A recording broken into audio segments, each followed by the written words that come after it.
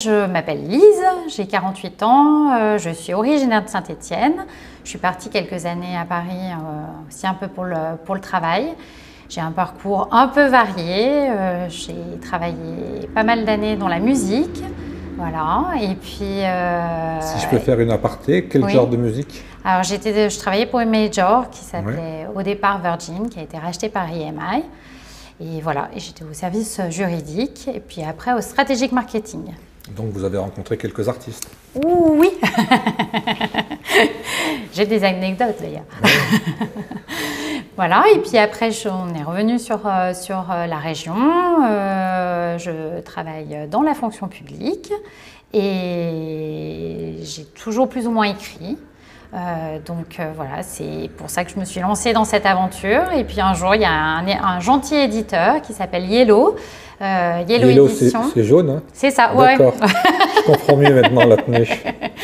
Yellow Édition à Monaco qui m'a fait confiance et l'aventure, voilà, elle était prête avant le confinement et puis comme on a tous été un peu surpris par ce qui nous est arrivé à cette époque-là, ça a retardé un peu la sortie. Et puis voilà. Donc on parle de E2M, qui est donc votre premier livre édité. Tout à fait, oui. Quand on décide d'écrire, vous avez dit que vous avez toujours un peu plus ou moins écrit. Vous avez mis combien de temps pour écrire et comment vous avez trouvé votre sujet? Alors, mon sujet, je l'explique un peu dans la préface. J'ai été élevée dans un monde de femmes. Voilà, non pas que les hommes soient absents, mais il y avait beaucoup de femmes et puis des tempéraments peut-être un peu forts. Et quand je me suis retrouvée dans la position d'expérimenter la maternité, c'était pour moi un sujet qui me parlait et je trouvais qu'il y avait des tas de choses à dire, à exprimer là-dessus. On parlait de la charge mentale. Voilà, c'était des sujets que moi j'avais déjà en tête avant que ça soit peut-être un peu médiatisé comme ça l'est. Donc je suis partie sur ce sujet-là. Deuxième, c'est pour Entre deux mers.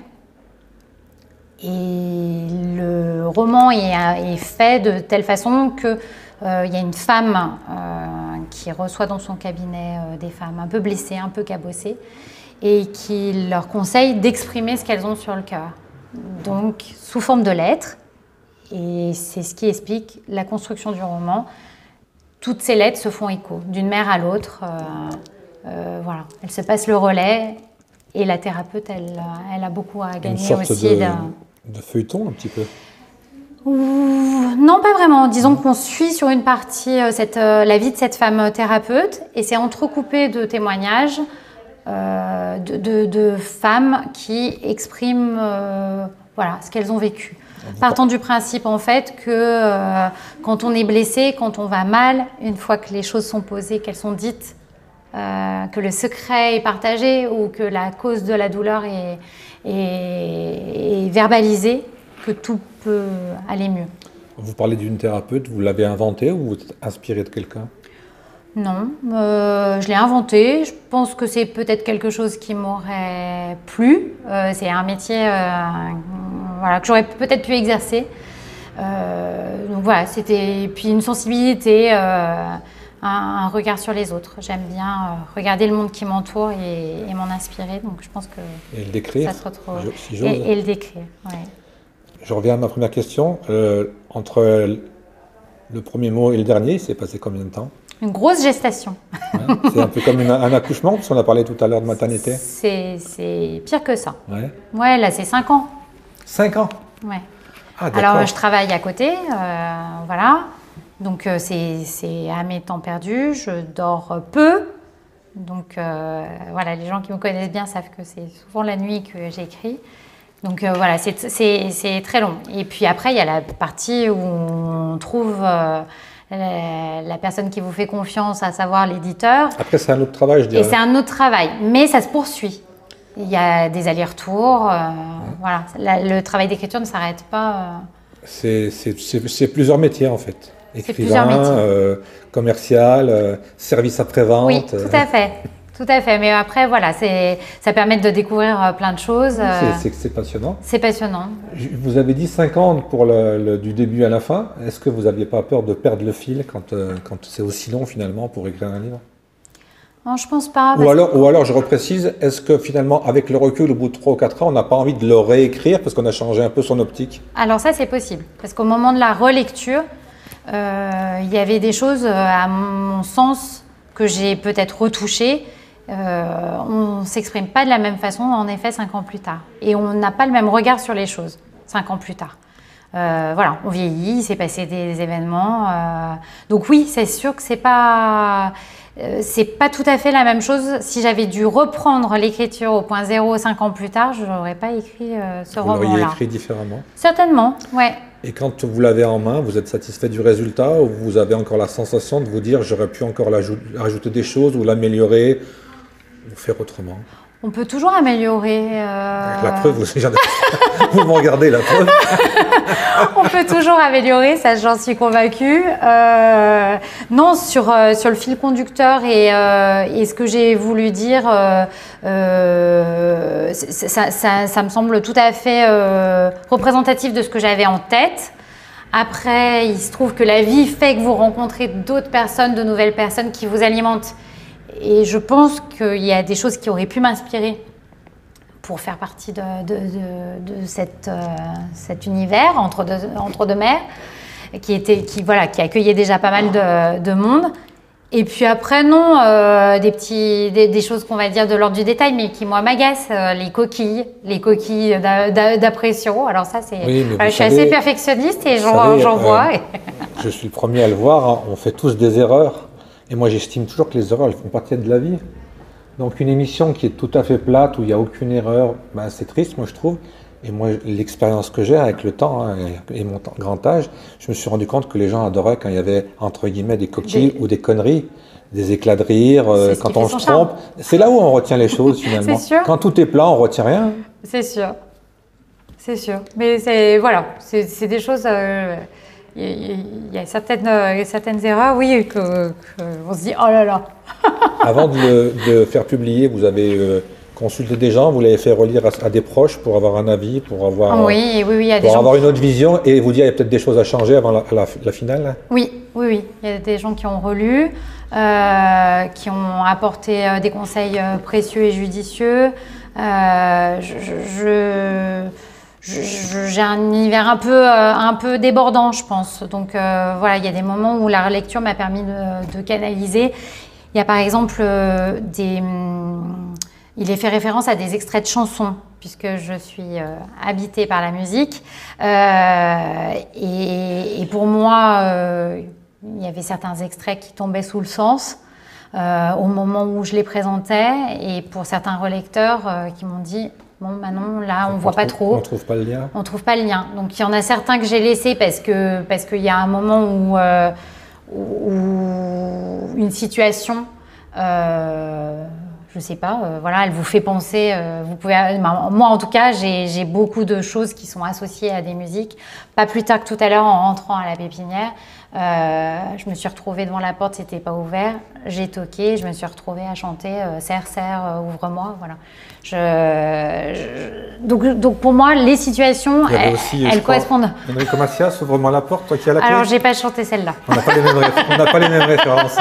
Non, je plaisante. Donc on a un livre. J'ai même envie de vous dire, avec toutes ces remarques, tout ce vécu, est-ce que ça vous servira pour en écrire un second? Ah oui, oui.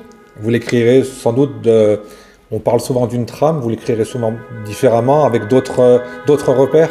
Ah, je pense que de toute façon, oui, et puis je suis plus vieille, donc c'est sûr. D'autres repères, oui, certainement, et puis un autre univers, un autre sujet. Il y a plein de choses qui sont en cours de construction. De toute façon, comme j'ai toujours écrit, ça va dans cette continuité-là qui, même sans objet devant moi, aurait été une de mes réalités de mon quotidien, à savoir écrire. Mais oui, forcément, je vais être peut-être plus exigeante. C'est exactement. On n'a que les yeux qu'on a derrière la tête. Pour revenir à votre envie d'écrire, ça s'est passé comment? Vous avez eu, vous dites que vous avez toujours écrit, c'est né comment? Vous aviez envie de vous exprimer des choses? Comment ça s'est passé, cette envie? Alors, je crois déjà... Moi, j'ai beaucoup d'envie, il y en a beaucoup que je n'ai pas réalisé. Moi aussi. Alors, je crois que ça s'est passé en 2 étapes. Je crois que la première, c'était que j'étais une piètre lectrice jusqu'à très longtemps. Voilà, je pense qu'avant 15 ans, je n'avais pas vraiment de plaisir à lire une histoire par moi-même, mais par contre, on m'en lisait beaucoup. Et on me faisait beaucoup partager, que ce soit par le cinéma ou par les lectures qu'on me faisait, on me partageait et c'était quelque chose qui m'apportait beaucoup de bien-être. Donc ça, c'était une première chose. Et la deuxième, je pense que pour moi, l'écriture, c'était un exutoire. C'était une façon, voilà, casser ses chaînes, se libérer. Oui, je passais pas beaucoup de temps à m'énerver ou à piquer des colères, mais par contre, s'il y avait quelque chose qui m'avait heurté, je le couchais sur une feuille de papier. Voilà. Donc ça, je pense que pour moi, c'était une façon de concevoir mon équilibre. Mon équilibre, il passe par l'écriture. On passe à la seconde vie du livre, hein, de trouver un éditeur. Vous m'avez parlé de Monaco, vous m'avez fait rêver là. Comment ça s'est passé justement pour trouver un éditeur, sachant qu'aujourd'hui, il y a beaucoup de gens qui s'éditent eux-mêmes. Oui. Donc quelle est la différence et qu'est-ce que vous avez choisi? Qu'est-ce qui vous plaît le mieux? Tout a été un peu envisagé en fait, mais c'est parti sur une sorte de petit défi qui m'a été fait dans mon cercle amical en me disant tu as toujours écrit, on aimerait bien que tu en fasses quelque chose. Et voilà. Et après le hasard des rencontres, la confiance des amis, des gens qu'on côtoie a fait le reste et a fait la différence. Et Monaco, pourquoi pas Monaco? C'est super bien Monaco. Ouais, il faut aimer les tours qui sont un peu hautes, quoi. Les gros yachts. Moi, je vais plutôt par en dessus, donc je vois toutes ces grandes tours et je me dis, ça manque un peu de verdure. Mais il y a la mer. Oui, il y a la mer. Quand on fait ce premier livre, est-ce qu'on a des objectifs de vente, des objectifs de salon? Quel est l'objectif principal du côté commercial? Alors, oui, il y a une réalité, hein, j'allais vous dire, il y a une réalité économique, il faut déjà rembourser les avances. Oui, tout à fait. Après, moi, je travaille à côté, donc c'était pas, en tout cas dans un premier temps, peut-être que je dirais pas la même chose dans 5 ans. Je vous le souhaite. Mais pour moi, c'était pas une nécessité absolue pour vivre. Voilà, donc ça change quand même la donne par rapport à quelqu'un qui abandonne tout. Est-ce que c'est bien, est-ce que c'est pas bien? Ça, j'en sais rien, parce que peut-être que ça m'aurait donné un grand coup de fouet pour faire les choses autrement. Par contre, ma réalité, c'est oui, de toujours alimenter ça, d'avoir toujours l'objectif d'une rencontre, d'une signature, un temps avec le public. Au-delà de l'économie, c'est la meilleure des choses, c'est les rencontres. C'est une richesse incalculable, comme on dit. C'est magique. Ça, c'est vraiment chouette. Et puis, il y a quand même quelque chose que je dois souligner, c'est que je suis bien, voire immensément soutenue par les Stéphanois. C'est assez drôle parce que... C'est un paradoxe parce que vous êtes tout en jaune et ici on... peut-être que le prochain il sera tout vert, ce sera un roman tout vert. Justement, le choix de la couverture, ça se passe comment aussi? J'ai envie de vous donner un peu mon avis critique. Et quand je vois E2M, ça ne me parle pas du tout. Je me demande ce que c'est, si c'est un livre sur... des mathématiques. Voilà, un peu, c'est un peu des mathématiques. On me le demande souvent. En fait, voilà, en jaune, c'était aussi parce que l'éditeur s'appelait Yellow. Donc on a accordé pour partir là-dessus. E2M, c'était le raccourci de Entre deux mers, qui était le nom que j'avais donné au roman pratiquement dès le début.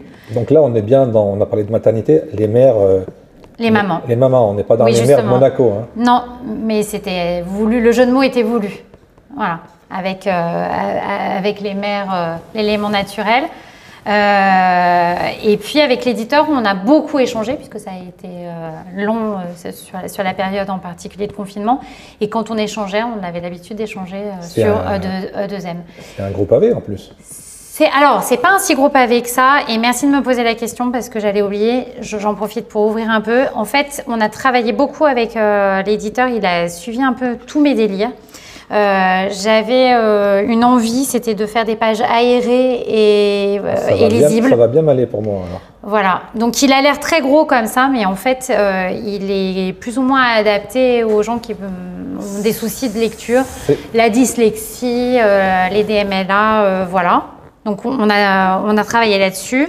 Après, il y a une deuxième typo sur les lettres qui est différente, mais qui est tout aussi aérée.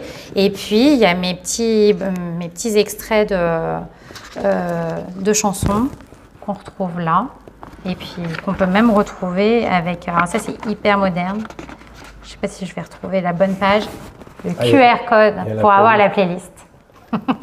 Histoire que je ne vous lâche plus, que je hante vos jours et vos nuits. Du coup, je fais une aparté, mais vous avez écrit des textes de chansons, non? Ça m'est arrivé, oui. J'ai vu des petites choses que j'ai écrites, mais qui ne sont pas forcément distribuées, publiées.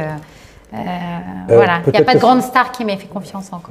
Ouais, c'est une grande star aujourd'hui, quelqu'un qui vend 3 disques et qui fait 3 photos, c'est une star. Alors j'ai toujours eu du mal avec ce mot star. Mais juste une autre question par rapport au livre, est-ce qu'on peut savoir à peu près le nombre de tirages pour un premier tirage, pour se donner une idée? Le nombre de tirages, oui. C'est approximatif, hein, c'est pour avoir une fourchette, pour savoir un peu comment on part. C'est quelques milliers. Quelques milliers? Oui. Et l'objectif de vente, c'est aussi quelques milliers? C'est quelques milliers. C'est qu'il n'y en ait plus. C'est qu'on fasse de la réimpression. Non. Ça voilà, mais ça, c'est le rêve absolu. Et justement, on a parlé du côté l'éditer, maintenant il y a le côté le vendre. Est-ce qu'il y a des dédicaces de prévues, des salons? Comment vous envisagez le fait de vendre? Finalement, c'est un produit aujourd'hui. On n'est plus dans la culture, on est presque dans le produit maintenant. Oui. Alors, on essaye de suivre évidemment les actualités avec les salons du livre. Voilà. C'est quand même beaucoup plus difficile pour moi, non pas que je n'ai pas envie, mais c'est plus difficile de se vendre quand on n'est pas sur notre territoire. Voilà, c'est exactement ce que je disais avec le soutien des Stéphanois. Le fait que ça soit que je sois stéphanoise, ça fait un peu la caution, ça fait le déclic. Donc c'est peut-être un peu aussi le réseau, non? Pas uniquement. Ouais. Là, mardi, il y a encore une personne qui m'a fait confiance et qui a dit « maintenant vous êtes stéphanoise, je vous soutiens ». Si vous êtes stéphanoise, ça doit être bien. Non, mais c'est assez touchant quand même de voir que ça signifie quelque chose en fait, cette proximité. Puis les gens vous rencontrent.